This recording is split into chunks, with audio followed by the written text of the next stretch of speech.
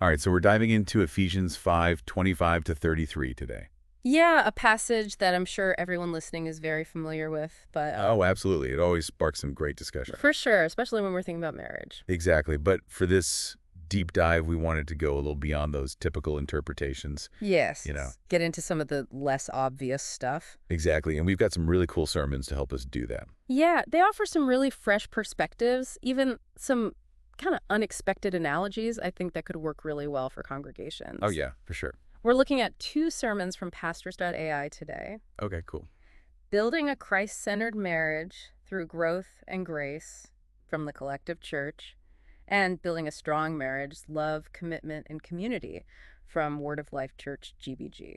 Awesome. Now, I've got to say that the collective church's take on moving past, that 50-50 split idea in marriage Uh-huh. really caught my attention. Yeah, what'd you think about that? It's interesting, right? Yeah, it really challenges that common idea of fairness in marriage. Totally, doesn't it? Mm-hmm. Like, the sermon emphasizes giving 100%, based on what's needed at that time, Yeah, yeah. which really mirrors Christ's selflessness. Like, it's not about keeping score. It's about knowing that, sometimes your partner needs you to carry more weight, and then Right. they'll do the same when you need it. It makes you think about how we talk about roles in marriage. For sure. It really shifts the focus Yeah. from what each person is doing to that bigger picture of partnership. Exactly. Yeah, and I think that's where the collective church's analogy of marriage as a dance comes in. Oh, yeah, I love that. Yeah, which I thought was so insightful. It is. It's such a vivid image. Yeah. But how would you explain that to someone who's looking for the practical application? Well, if you think about it, when you're dancing with someone, Right. you're constantly adjusting to your partner. Yeah. You're supporting their steps. Yeah. There's a flow back and forth. Yeah. It's just like a good marriage. Mm-hmm. So it becomes less about these strict roles and more about being sensitive to what your partner needs Right. and being willing to adapt to that. Yeah. And I think that's a beautiful picture of how Christ loves the church, Totally. And they even brought in that Footprints in the Sand poem, Oh, yeah. which is so classic. Yes. But I feel like using it in this context adds another dimension to that idea of support in marriage. Definitely. That poem, it resonates with so many people. And I think by connecting it to this dance analogy, Mm-hmm. it really, highlights that sometimes one partner will need to carry the other. Right. And that's okay, Yeah. just like Christ supports us. Totally. Okay, now I want to shift gears a little bit to the Word of Life Church GBG sermon. Okay. Because they really emphasized setting non-negotiables in a marriage. And I found that so interesting.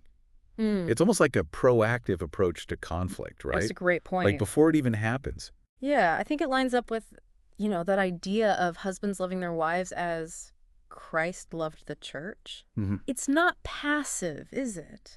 Yeah. It takes intention and action. And I think defining those non-negotiables can help couples Right. stay focused on that. Yeah, and it's not just about avoiding conflict, right? Yeah. It's about setting up this framework for how you're going to handle things together. Exactly. Like drawing up a marriage plan. Yeah. Like a maintenance plan for your car, That's such a good analogy. You don't wait for your car to completely break down to take care of it. Exactly. So, setting up those non-negotiables, those core values, those commitments, it helps to kind of proactively maintain the relationship. I love that. What stood out to you about that concept of non-negotiables? Well, I wonder if focusing on that could maybe lead to a more legalistic view of marriage, Uh-huh.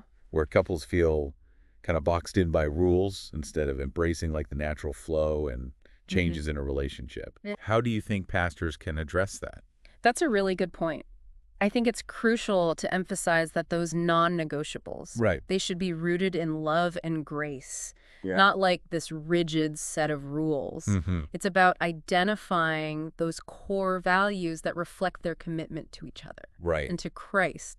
It's a tough balance, isn't it? It is, Encouraging intentionality without stifling that natural growth yes. and evolution that happens in a relationship. Yeah, exactly. It's about finding that sweet spot Right. where that structure provides support without becoming, like you said, a cage. Yeah. And I think that's where the role of a pastor or a Bible study leader is crucial. Mhm. They can guide couples to define those in a way that strengthens their commitment Yeah. to that Christ-like love.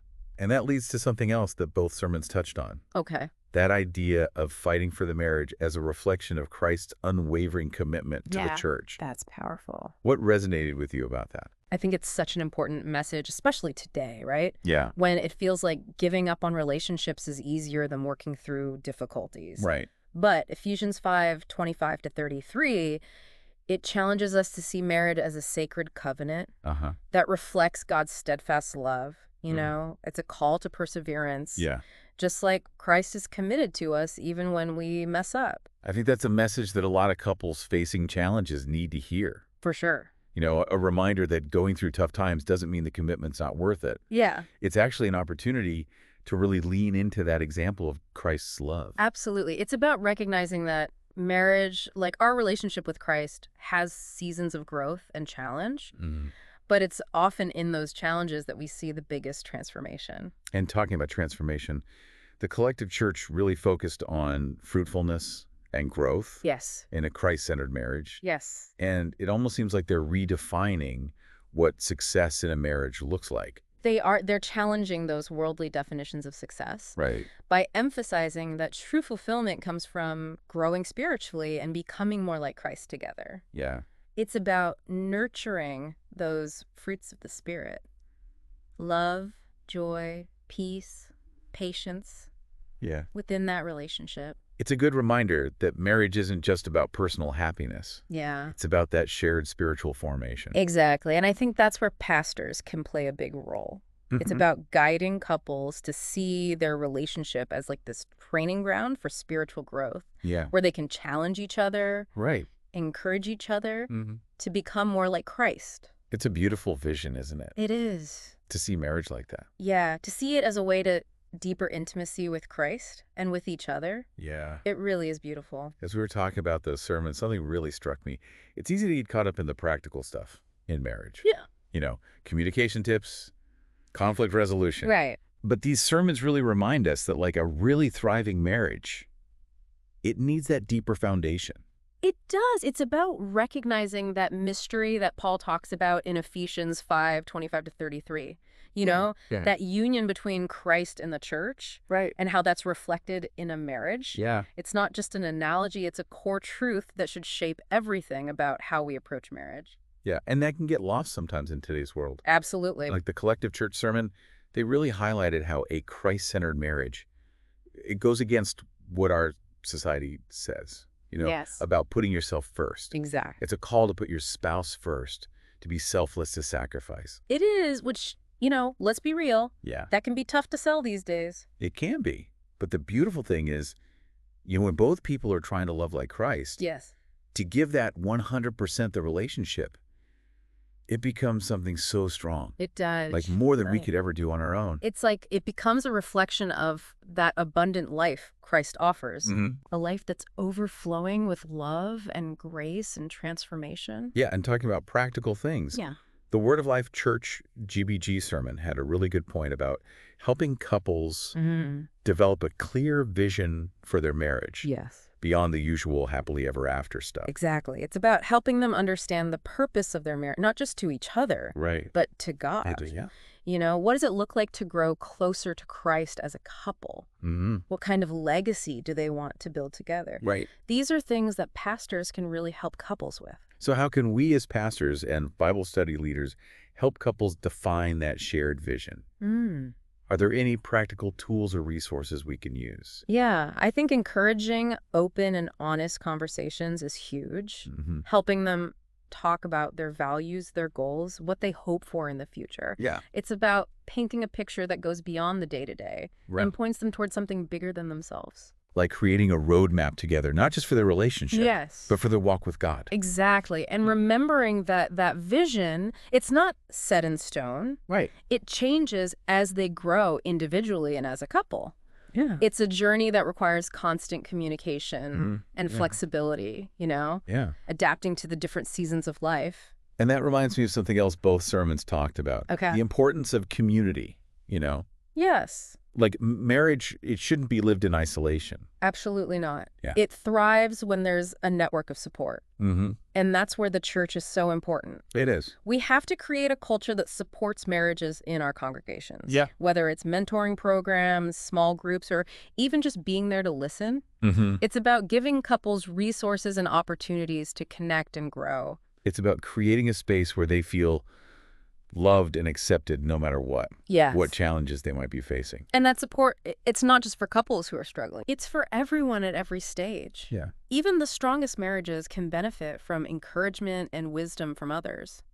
It's like having a pit crew for your marriage. Yeah. You know?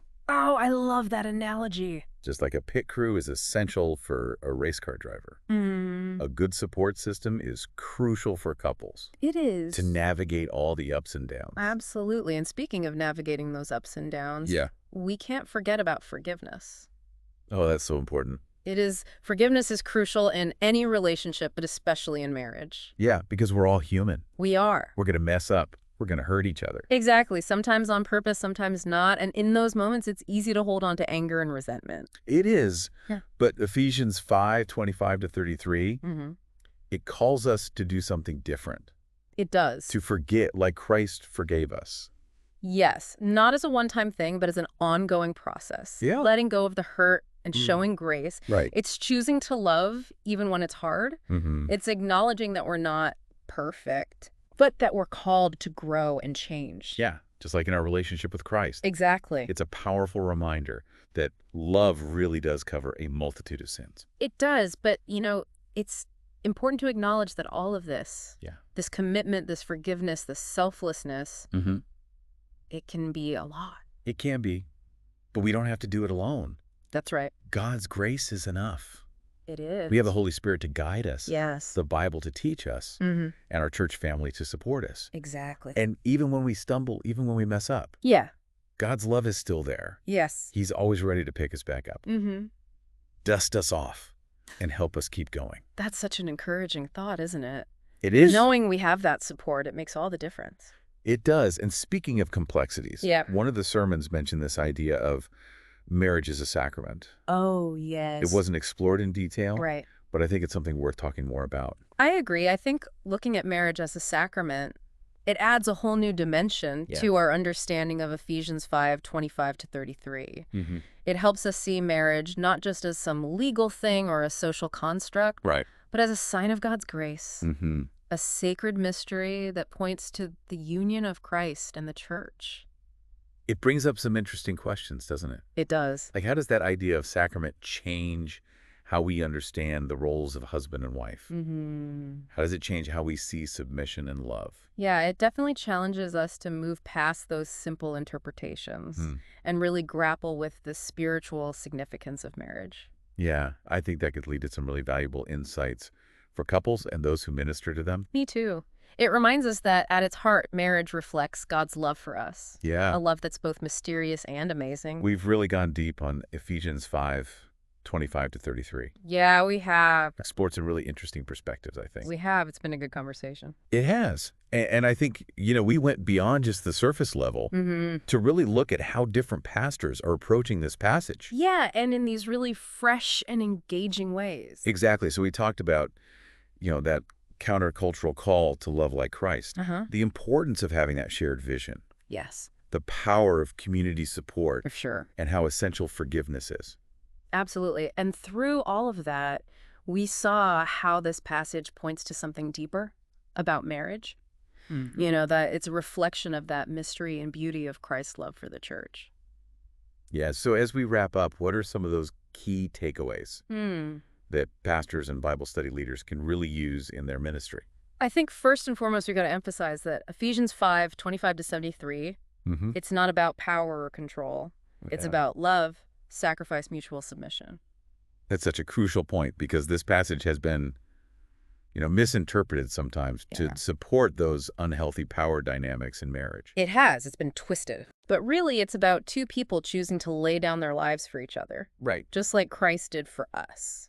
And that's a radical kind of love. It is. It goes against everything the world tells us. And it has the power to change not just marriages, but whole communities. Yeah, absolutely. And that leads to another takeaway.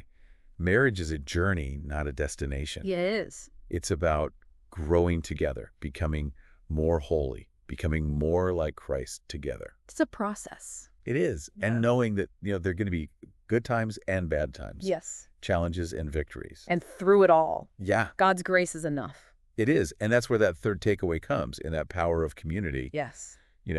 Marriage, it thrives when there are those supportive relationships around it. It does. When couples can encourage each other, hold each other accountable, share their wisdom and experience. Yeah, we need each other. We do. And as pastors and Bible study leaders, it's our job to build that kind of environment in our churches where couples can connect, yes, learn, and grow together. For sure. And I want to go back to that question we talked about earlier, about marriage as a sacrament. How does that deepen our understanding of Ephesians 5:25-33? Yeah, it's something we didn't really hear in those sermons. Right. But it adds so much to this passage. It does. It helps us see marriage not as a contract, right, but as a visible sign of God's grace, a sacred mystery pointing to Christ and the church.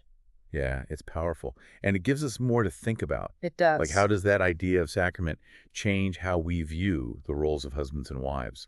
How does it affect how we interpret submission and love? Those are good questions. They are, and they're worth thinking about. Yes. Not just on our own, but with other leaders too. Definitely. So as we wrap up this deep dive, I really encourage you to keep digging into Ephesians 5:25-33. Yes.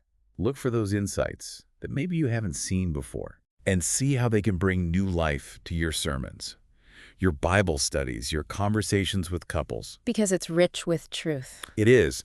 And as you do that, may you just be filled with awe and wonder. Yes. At the beauty and the mystery of marriage, the way God intended it. A reflection of his love. It is a testament to his power. It is. Thanks for being with us on this deep dive. Yeah, thanks for joining us. We'll be back next time to explore more of God's Word together.